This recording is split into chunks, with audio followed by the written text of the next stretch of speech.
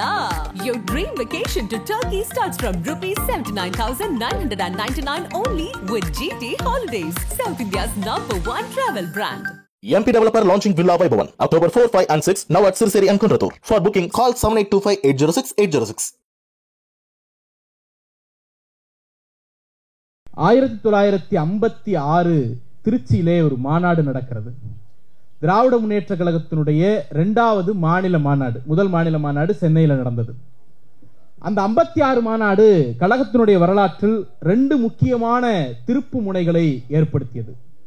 ஒன்று, திமுக 75வது ஆண்டை இன்றைக்கு நிறைவு செய்திருப்பதற்கு காரணம் என்ன என்பதற்கு அந்த 56 மாநாடு ஒரு பதிலை சொன்னது.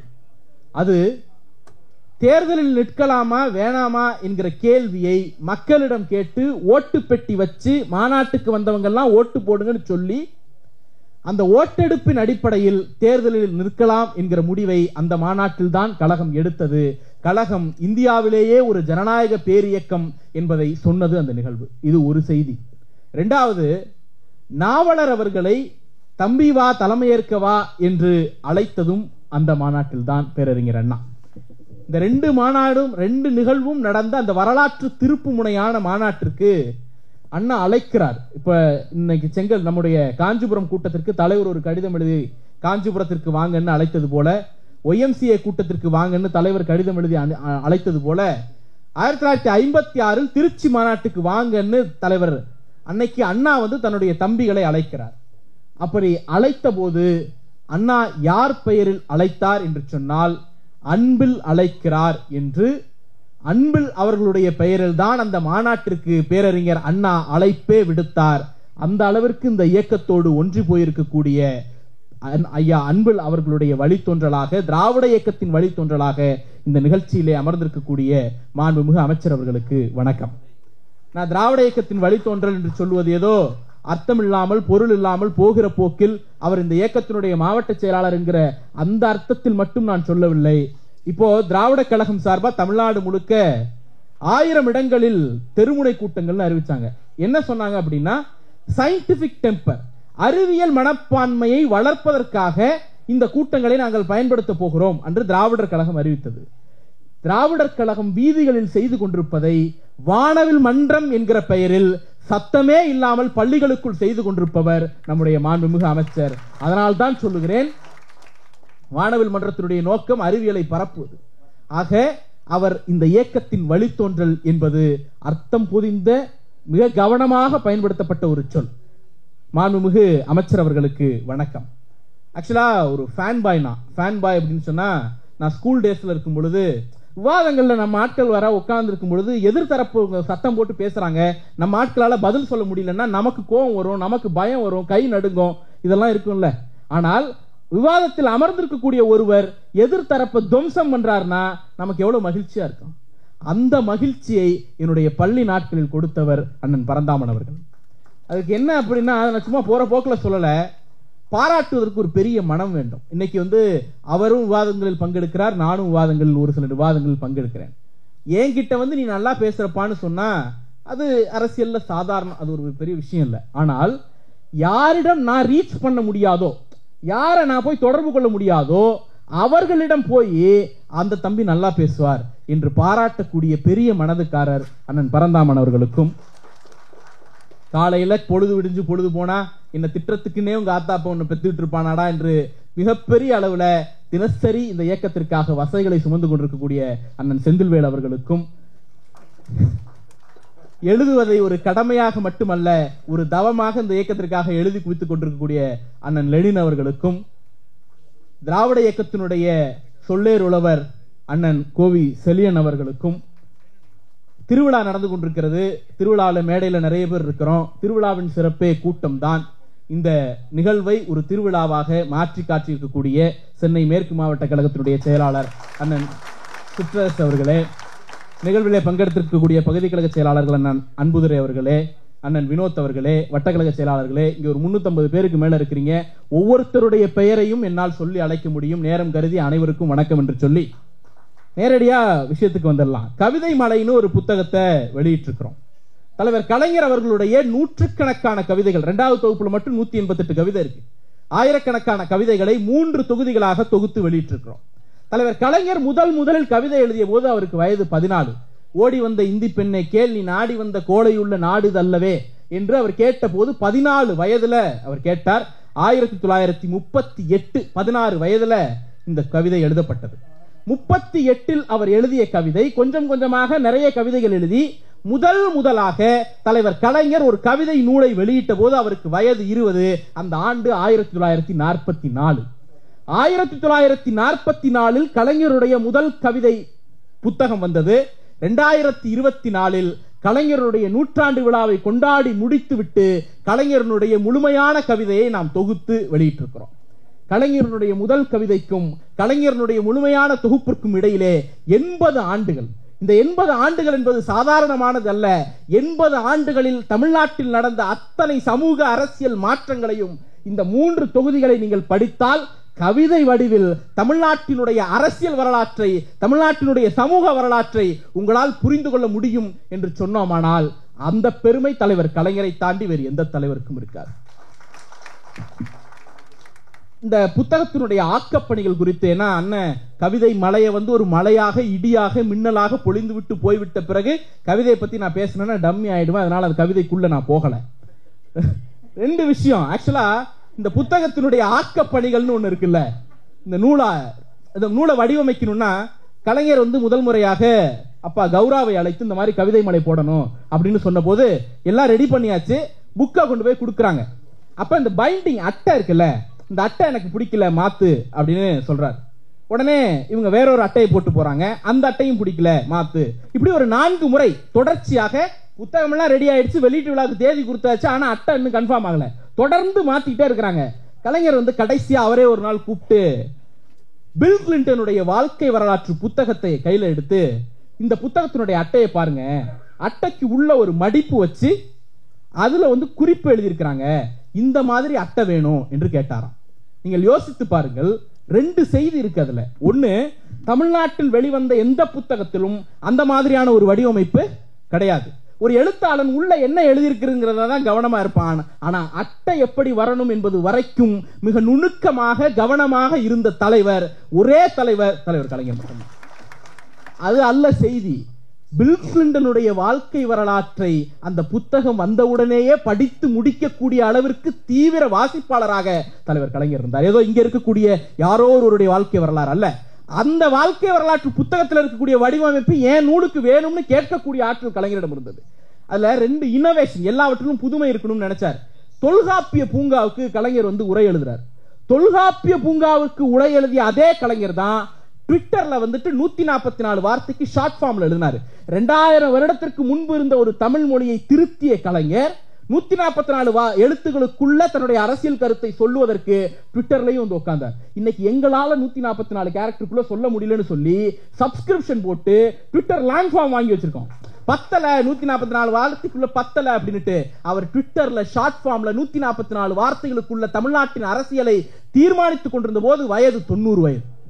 இன்னைக்கு 10, 20 வயது, 30 வயதுக்கு நமக்கு திணறுகிறது. 90 வயதில் சாதாரணமாக அசாத்தியமான காரியங்களை செய்து முடித்து விட்டு போன தலைவர் கலைஞர். அப்ப இந்த அப்கிரேடேஷன் இருக்குல்ல, நேற்று என்ன என்கிற சிந்தனையை விட நாளை என்ன என்கிற சிந்தனை, உலகளாவில் இருக்கக்கூடிய எல்லா விஷயங்களையும் இங்கே கொண்டு வந்து குவிக்க வேண்டும் என்கிற சிந்தனை, அது ஒரு புக்கோடைய ராப்பர்ல ஆரம்பிச்சு ட்விட்டர் ஷார்ட் ஃபார்ம் வரைக்கும் அவரிடம் இருந்தது. அந்த சிந்தனை தான் இந்தியாவிலேயே சிறந்த மாநிலங்களை பட்டியலிடுங்கள் என்று சொன்னால் தமிழ்நாட்டை முதல்ல கொண்டு வந்து வைக்கிறோம்ல, அதற்கு பின்னால் இருக்கக்கூடிய அரசியல். வெறும் கவிஞர் மட்டுமல்ல, இந்த நாட்டினுடைய தலையெழுத்தை திருத்தி எழுதிய கவிஞர், அதுதான் முக்கியம். அப்போ இது ஒரு பக்கம். இதெல்லாம் இன்னொரு செய்தி இருக்கு. இன்னைக்கு நம்ம பேர் நிறைய பேர் பகுதி செயலாளர், வட்ட செயலாளர், மாவட்ட செயலாளருக்கு தெரியும், கொடி பிடிக்க வைக்கிறது சிரமமா இருக்கு இல்ல. கொடி பிடிச்சிட்டு போனா அந்த கூட்டத்துல சிரமமா இருக்கு. தலைவர் கலைஞர் இந்த உள்ள கருப்பு சிகப்புல எழுதியிருக்கிறோம். இது ஆக்சுவலா வேற கலர்ல முதல்ல எழுதி கொண்டு போய் கொடுத்தாச்சு. இது என்னையா ஏதோ பச்சை நீலம் அப்படி இப்படிலாம் இருக்கு, கருப்பு சேப்புல போடியா அப்படின்னு இருக்காரு. ஆக கருப்பு சிகப்பு என்கிற அந்த இமேஜ் இருக்குல்ல, அந்த இமேஜை ஒரு இன்ச்சு கூட விலகாமல் எல்லா இடத்திலும் பதிய வைக்க வேண்டும் என்கிற அந்த தீராத வேட்கை தலைவர் கலைஞரிடம் இருந்தது. அந்த வேட்கை நம்மிடம் இருக்க வேண்டும் என்பதுதான் நம்முடைய எதிர்பார்ப்பு. கலைஞர் கவிஞரா இல்லையா அப்படிங்கிற கேள்விக்கு 2 பதில் நான் சொல்றேன். அந்த அந்த ஆய்வுக்குள்ளெல்லாம் போக முடியாதுக்கான வயது, அனுபவம், தகுதி எதுவுமே நமக்கு கிடையாது. இருந்தாலும் 2 பதில் சொல்றேன். இங்க நிறைய பேர் ஆயிரவிளக்கு தொகுதியிலிருந்து வந்திருக்கீங்க, ஏறக்குறைய எல்லோருமே. ஆயிரவிளக்கு தொகுதியில வள்ளுவர் கோட்டம் இருக்கிறது. இந்த வள்ளுவர் கோட்டத்துக்கு ஒரு சிறப்பு இருக்கு. என்னன்னா, வள்ளுவர் கோட்டத்தினுடைய பின்பக்கம் அந்த தேர் இருக்குல்ல, அந்த தேருக்கு பின்பக்கம் ஒரு பாண்டு, குளம் இருக்கு. அந்த குளம் வந்து முழுசா தண்ணி நிரப்பிட்டோம்னா தேர்னுடைய டயர்ல தொடங்கி கலசம் வரைக்கும் மொத்தமும் அந்த பின்னாடி இருக்கக்கூடிய குளத்துல ரிஃப்ளெக்ட் ஆகும். நீங்க அந்த குளத்தினுடைய கடைசியில போய் நின்று பாத்தீங்கன்னா, எங்க அந்த அன்னை தெரசா பக்கம், மாளிகை பக்கம் போய் நின்று பாத்தீங்கன்னா உங்களுக்கு அந்த குளத்துல தேர் மொத்தமும் விழும். அதே போல மொட்டை மாடி, வேயா மாடம்னு பேரு, அந்த மொட்டை மாடிக்கு போய் பாத்தீங்கன்னா உள்ள இருக்கக்கூடிய திருவள்ளுவர் சிலையும் மேல இருக்கக்கூடிய கோபுரமும் அங்க இருக்கக்கூடிய தண்ணியில விழுமா? அந்த தேர் என்ன தேர்? கல் தேர். சிற்பி வடிவமைச்சிட்டாரு, கல் தேர் போட்டு கொண்டு வந்து கொடுத்தாச்சு. அப்போ கலைஞர் வந்து கேட்கிறாராம், பின்னாடி வந்து நாம வந்து தண்ணி வச்சு ரிஃப்ளெக்டார் போடுறோம், மேல ரிஃப்ளெக்டார் போடுறோம், கல்லு தேரை போட்டோம்னா அது அப்படியே தானே நிக்கும், சும்மா தானே நிக்கும், அது எப்படி ஒரு உயிரோட்டமே இருக்காதே, என்ன பண்ணலாம் அப்படின்னு கேட்டா, தேர்ல தொம்பைன்னு ஒண்ணு இருக்கும். தொம்பைனா அந்த சைடுல 4 துணி தொங்குது இல்ல, அதையும் முதலில் கல்லில் தான் வடிவமைத்தார்கள். கல்லில் வடிவமைக்கப்பட்ட அந்த சிற்பி கொண்டு போய் கொடுக்கும் பொழுது இதை எப்படி உயிரோட்டமா மாத்துறதுன்னு கலைஞர் யோசிச்சிருக்காரு. ஒரே நிமிடத்தில் சொன்னாராம், ஒண்ணுமில்ல, இந்த 4 தொம்பை சுத்துது இல்ல, இந்த 4 தொம்பையை மட்டும் துணியில போட்டுருங்க, கல்லுல போடாதீங்க. துணி காற்றில் அசையும், அந்த காற்றில் அசைவது நீரில் பிரதிபலிக்கும், தேர் அசைந்து ஆடி வருவது போல் இருக்கும். யோசிச்சு பாருங்க, இதை ஒரு அரசியல்வாதியால் சிந்திக்க முடியாது, இதை ஒரு இன்ஜினியரால சிந்திக்க முடியாது, இது ஒரு ஆர்கிடெக்டால கூட சிந்திக்க முடியாது. முழுக்க முழுக்க ஒரு கவிஞனால் மட்டும்தான் இதை சிந்திக்க முடியும். தலைவர் கலைஞர் ஆகப்பெரிய கவிஞர். இன்னொரு விஷயம் சொல்றேன், தம்ப்நெயில் கண்டென்ட், யூடியூபுக்கு கண்டென்ட். 90 வயது கலைஞருக்கு 2014 திருச்சி மாநாடு நடக்கிறப்போ, கழகத்தினுடைய கடைசி மாநில மாநாடு ஏறக்குறைய அதுதான் நினைக்கிறேன். அதற்கு வந்து கலைஞர் ஒரு கடிதம் எழுதினார். தொடர்ச்சியா முரசொலியில வந்து இதுவரை நடந்த மாநாடுகள் குறித்து ஒரு கடிதம் எழுதினார். அந்த மாநாட்டு கடிதங்களை எல்லாம் தொகுத்து புத்தகமாக போட்டு மாநாட்டில் விற்பனைக்கு வைப்பது, வெளியிடுவது என்பது இலக்கு. அந்த புத்தகத்தை தொகுத்தவரும் நம்முடைய அப்பா கௌரா அவர்கள் தான். அந்த புத்தக பணி முடிஞ்சிடுச்சு. அதை கொண்டு போய் ப்ரூஃப் பார்த்து ஃபைனல் காப்பியை தலைவர் கலைஞர்கிட்ட கொடுக்கறதுக்காக அவர் கோபாலபுரத்துக்கு போயிருக்காரு. கோபாலபுரம் வீட்டு வாசல்ல அந்த கார் வந்து நிக்குது. தலைவர் ஏறிட்டாரு, இவர் லேட்டா போயிட்டாரு. கொண்டு போய் கொடுத்த உடனே பார்த்துட்டு பின்னாடி அண்ணன், நேரு அண்ணன் எல்லாரும் அமர்ந்திருக்கிறார்கள், மூத்த அமைச்சர்கள் எல்லாம் அமர்ந்திருக்கிறாங்க. வாசல்ல தயாளம்மா அவர்களும் செல்வி அக்கா அவர்களும் நின்றுருக்காங்க. நான் சொல்லல, இது கௌரா அவர்கள் எழுத்துப்பூர்வமா எழுதி வச்சதுனால சொல்றேன், இல்லைன்னா இந்த மேடைகள்ல நான் பயிர மாட்டேன். யோசிச்சு பாருங்க, கலைஞருக்கு 2014 வயது 90 இல்லையா? 90 வயதுல கார்ல ஏறி உட்கார்ந்த உடனே தயாளம்மையாரை பார்த்து பாய், இதோட நிறுத்தி இருந்தா பரவாயில்ல, பாய், ஃப்ளைங் கிஸ். எப்போ? 90 வயதில். சாகிற வரை காதலோடு வாழ்ந்த கவிஞர் தலைவர் கலைஞர். இப்போ இதுதான் வந்து இந்த இடத்துல நமக்கு பெரிய, சரி காதல் தான் எழுதினாரா, கவித்துவமா மட்டும் தான் எழுதினாரான்னு கேட்டா, நரம்பு புடைக்க இந்த இனத்தின் இனமானத்தை உசுப்புவதற்கும் கலைஞர் எழுதினார். ஒரே ஒரு கவிதையை மட்டும் சொல்றேன்.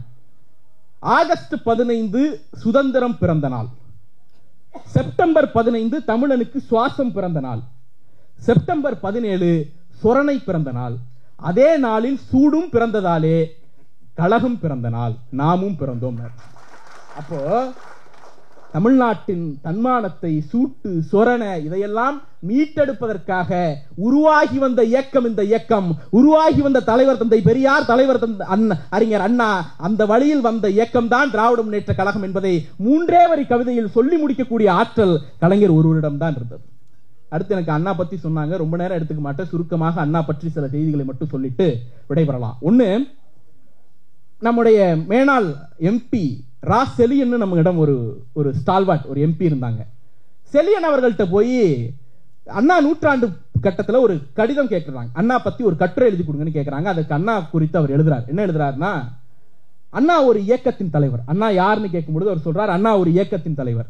எந்த இயக்கத்தின் தலைவர்? கையில் காசு இல்லாமல், மனதில் மாசு இல்லாமல் நின்ற லட்சக்கணக்கான உடன்பிறப்புகளை கொண்ட ஒரு பேர் இயக்கத்தின் தலைவர் அப்படிங்கிறார். அப்போ திமுகவை செலியன், அண்ணாவை செலியன் எப்படி டிஃபைன் பண்ணாருன்னு சொன்னா, கையில காசு இல்லாம மனசுல மாசு இல்லாம நின்ற லட்சக்கணக்கான உடன்பிறப்புகளின் தலைவன் சொன்னார். இன்றைக்கு ஆட்சி வந்து விட்டோம், அதிகாரம் வந்து விட்டோம். இன்னைக்கு எனக்கு தெரியும், இங்க இருக்கக்கூடிய 300 பேரில் 290 பேர் என்னால பட்டியலிட முடியும். பையில காசு இல்லாம மனசுல மாசு இல்லாம இந்த இடத்துல இருந்து அமர்ந்து. அப்போ இந்த இயக்கத்தினுடைய அடையாளம் என்ன? அண்ணா வந்து மிகப்பெரிய எழுத்தாற்றல், மாயாஜாலம் வாய்ந்த எழுத்துக்கு சொந்தக்காரர். அண்ணாவுடைய எழுத்து வலிமை இருக்குல்ல, அதை வேற யார் ஒருவராலும் ஒப்பிட முடியாது. ஒரே ஒரு உதாரணம் சொல்றேன். அண்ணா சாதி பெயரை சொல்லி கட்சிக்கு ஆள் சேர்க்கல. இந்த சாதினா வா எல்லாம் அப்படின்னு கூப்பிடல. நான் இந்த மதத்தை சேர்ந்தவன் எல்லாம் வான்னு மதத்தின் பெயரை சொல்லி ஆள் கேட்கல. என்கிட்ட கோடி கோடியா காசு இருக்கு, என் பின்னால வந்து நில்லுன்னு காசை காட்டி ஆசை காட்டல. பதவி தரேன் அப்படின்னு சொல்லி கூப்பிடல. எது பதவி தரேன்னு கூப்பிடல. ஏன்னா 1949 இந்த இயக்கம் தொடங்கப்பட்ட போது நாம் தேர்தலில் நிற்கிற இயக்கம் கிடையாது. நாம கவுன்சிலர் ஆவோம், எம்எல்ஏ ஆவோம், எம்பி ஆவோம், மந்திரி ஆவோம்னு இந்த இயக்கத்தை தொடங்கி யாருக்கும் தெரியாது.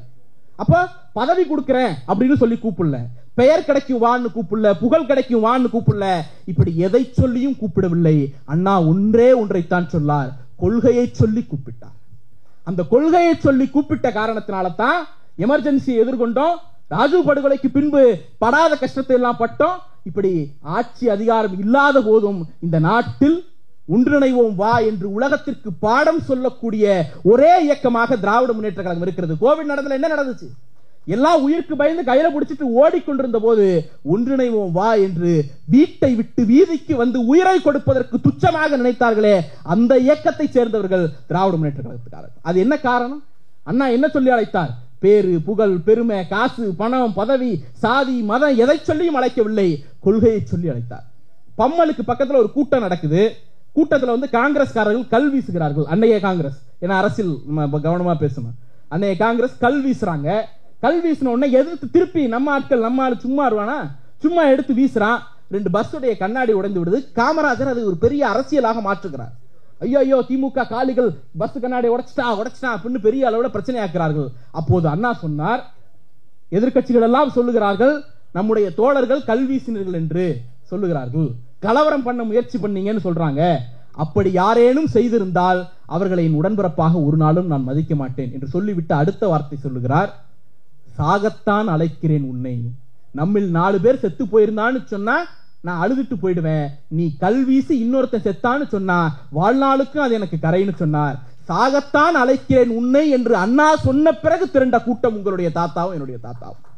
பதவிக்கு வா என்று அழைத்த பிறகு இன்னைக்கு கட்சி ஆரம்பிக்கும் போதே முதலமைச்சர் கனவோடு தான் ஆரம்பிக்கிறார்கள். அந்த கணக்கெல்லாம் கிடையாது. இன்னொருத்தர் சிஸ்டம் சரியில்லைன்னு வந்தாரு, ஐயோ மண்ட குழம்பு, அந்த கணக்கெல்லாம் இங்க போ.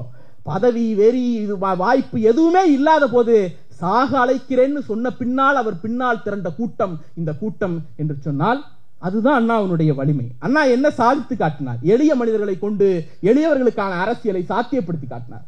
நீங்க கையில காசு இல்ல, மனசுல மாசு இல்ல, ஆனா என்ன பண்ணீங்க? இதுவரைக்கும் இந்த நாட்டில் சாத்தியமே இல்லைன்னு சொன்ன ஒரு மாநில கட்சியினுடைய ஆட்சியை இந்தியாவில் முதலில் நிகழ்த்தி காட்டிய இயக்கம் திராவிட முன்னேற்ற கழகம். எப்படி சாத்தியமானுச்சு? எளிய மனிதர்களை கொண்டு பெரிய மலைகளை உடைத்தறிந்தோம். என்ன, ராமநாதபுரத்தில் ராஜா தேர்தல் நிற்கிறார், எதிர்த்து நிற்பவர் அவரிடம் குதிரை வண்டி ஓட்டிய குதிரை வண்டி டிரைவர். யார் ஜெயிப்பா? ராஜா தானே ஜெயிக்கணும். அண்ணா அந்த தலைவிதியை மாற்றி எழுதினார். ராஜாவை குதிரை வண்டிக்காரை வைத்து வீழ்த்தி காட்டினார். அவரோடு மட்டுமா? இதுவரைக்கும் இந்த நாட்டில் சாய்க்கவே முடியாது என்று கருதி கொண்டிருந்த காமராஜரை மாணவரான சீனிவாசனை வைத்து வீழ்த்தி காட்டினார். இதுவரைக்கும் சர்வாதிகாரத்தின் உச்சம், தமிழ்நாட்டினுடைய மக்களாட்சி வரலாற்றில் இப்படி ஒரு ஆட்சியை பார்த்ததே இல்லை என்று சர்வாதிகாரத்தின் உச்சாணி கொம்பில் நின்று கொண்டு ஆடிய அம்மையார் ஜெயலலிதாவை ஈஜி சுகவனம் என்று ஒரு எளிய தொண்டனை வைத்து வீழ்த்தி காட்டினார். எளிய மனிதர்களை கொண்டு எல்லாவற்றையும் சாத்தியப்படுத்தி காட்டிய இயக்கம் இந்த இயக்கம். நான் சொன்ன அண்ணா கடுமையான எழுத்துக்காரர்னு ஒரு அதுக்கு உதாரணம் என்ன தெரியுமா? நான் முன்னாடி சொன்னேன்ல, அவர் இதையெல்லாம் சொல்லி ஆள் சேர்க்கல, கொள்கையை மட்டும்தான் சொல்லி ஆள் சேர்த்தார்னு. அந்த கொள்கை திராவிட நாடு கொள்கை. அந்த கொள்கையை கைவிட வேண்டிய ஒரு நெருக்கடி அவருக்கு வருகிறது, அரசியல் நெருக்கடி.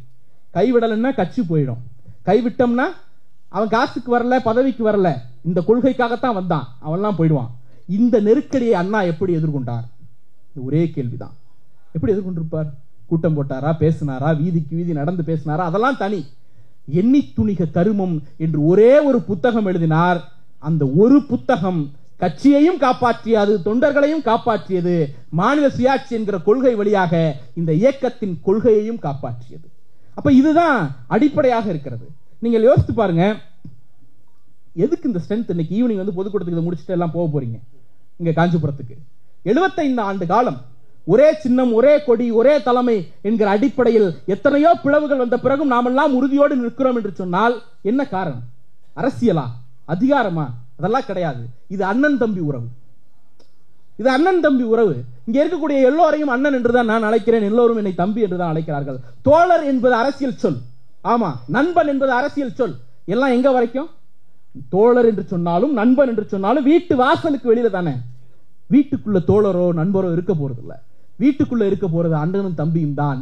இயக்கத்தை, அரசியலை வீட்டுக்கு வெளியே இருந்த நிலையிலிருந்து வீட்டுக்குள்ளே கொண்டு வந்து அமர வைத்தவர் பேரறிஞர் அண்ணா இல்ல? அதனால தான் இன்னைய வரைக்கும் அண்ணன் தம்பி என்கிற உறவோடு இந்த இயக்கம் எக்ஸ்டெண்ட் ஆயிட்டே போகுது. ஒண்ணும் இல்ல, இன்னைக்கு நிறைய பேர் திருமண பத்திரிகை அடிக்கிறோம் நாமெல்லாம். இந்த திருமண பத்திரிகைக்கு பின்னால் என்ன செய்தி இருக்கிறது? ஒரு காலத்தில் திருமணம் என்பது சொந்த சாதியில, சாதி பேரை தவிர வேற எதுவும் அந்த திருமண பத்திரிகையில இருக்காது. அந்த ஒரு திருமண பத்திரிகை எடுத்துக்கிட்டீங்கன்னா அதுல இருக்கக்கூடிய அத்தனை பேரும் ஒரே சாதிக்காரர்களாக இருப்பார். ஏன்னா மாமே, மச்சான், அண்ணன், தம்பி எல்லாம் ஒரே சாதிக்காரராக தான் இருப்பாங்க. ஆனால் திராவிட முன்னேற்ற கழகத்துக்காரன் அடிக்கக்கூடிய திருமண பத்திரிகையில் மட்டும்தான் எல்லா சாதிக்காரனுக்கும் இடம் இருக்கும். ஏன்னா எங்கள் எல்லோ சாதியிலும் எனக்கு அண்ணன் இருக்கிறார்கள், எல்லா சாதியிலும் எனக்கு தம்பி இருக்கிறார்கள் என்கிற அந்த சகோதர பந்தத்தை உருவாக்கியவர் பேரறிஞர் பெருந்தகை அண்ணா. நம்முடைய நுங்கம்பாக்கம் இல்லத்துல அண்ணா வந்து படுத்திருக்கிறார். திடீர்னு எழுந்து உட்கார்ந்து சில கோப்புகளை பார்க்கிறார், கையெழுத்து போடுறார். அவருக்கு தெரியாது நாம என்ன ஆக போறோம், என்ன நடக்க போகுது அப்படின்னு தெரியாது. அடுத்த சில நாட்கள்ல அடையாறு மருத்துவமனையில் கேன்சர் இன்ஸ்டிடியூட்ல அவரை சேர்க்க வேண்டிய நிலை ஏற்படும்னு யாருக்கும் தெரியாது. ஆனால் அண்ணா அவருடைய மரணத்தை முன்பே யூகித்தார். எப்படி யூகித்தார்னா, சட்டமன்றத்தில் ஒரு முறை யுவர் டேஸ் ஆர் கவுண்டட், உங்களுடைய நாட்கள் எண்ணப்படுகிறது என்று சொல்ல போது, ஆமா, மை ஸ்டெப்ஸ் ஆர் மெஷர், என்னுடைய காலடிகளை நான் பார்த்துதான் வைக்கிறேன் என்று சொன்னவர் அவர். அப்ப அவருடைய மரணத்தை அவர் முன்பே யூகித்தார். என்னதான் அறிவியல் வளர்ந்திருந்தாலும், மருத்துவம் வளர்ந்திருந்தாலும், மரணம் வாசல் வந்து கதவை தட்டுகிறது என்பது அண்ணாவுக்கு தெரிந்திருந்தது. நம்முடைய பேராசிரியர் பெருந்தகை 1971ஆம் ஆண்டு முரசொலி மலர்ல ஒரு செய்தியை சொல்கிறார். என்ன அப்படின்னா, நுங்கம்பாக்கம் இல்லத்துக்கு பேராசிரியர் வருகிறார். நம்முடைய நுங்கம்பாக்கம் இல்லத்துக்கு. அந்த இல்லத்துக்கு வந்து பார்க்கும்பொழுது அண்ணா ஃபைல்ல கையெழுத்து போட்டுட்டு இருக்கிறார். மணி நள்ளிரவு 12 இருக்கிறது. அந்த ஃபைல்ல கையெழுத்து போட்டுட்டு இருக்கும் பொழுது, இப்பதானே ட்ரீட்மெண்ட் முடிஞ்சு வந்தீங்க, ரெஸ்ட் எடுக்கலாமே, ஏன் இந்த கோப்புகள் எல்லாம் இப்ப கையெழுத்து போடணும், என்ன அவசரம்னு கேட்டபோது, அவசரமா கையெழுத்து போடலன்னா இனி எப்போதும் கையெழுத்து போட முடியாத சூழல் வந்துவிடும் என்று அவர் சொன்னார். அடுத்த நாள் அடையாறு கேன்சர் இன்ஸ்டிடியூட்டில் சேர்க்கப்பட்டார். அதன் பிறகு நுங்கம்பாக்கம் இல்லத்திற்கு அவர் வரவே இல்லை. அப்போ சாவு கண்ணுக்கு முன்னால் இருக்கிறது என்று தெரிந்த பின்னாலும் இந்த இயக்கத்திற்காக, இந்த நாட்டிற்காக உழைத்து ஓய்ந்த ஒரே பெருமகன் பேரறிஞர் அண்ணா மட்டும்தான். அவர் விட்டு செல்கிற செய்தி ஒன்றே ஒன்றுதான், சாவுக்கு கண்ணுக்கு முன்னால் இருக்கிறது என்று தெரிந்தாலும் இந்த நாட்டுக்காகவும் இந்த இயக்கத்திற்காகவும் உழைக்க வேண்டிய கடமை நமக்கு இருக்கிறது. வாய்ப்புக்கு நன்றி. விடைபெறுகிறேன். நன்றி, வணக்கம்.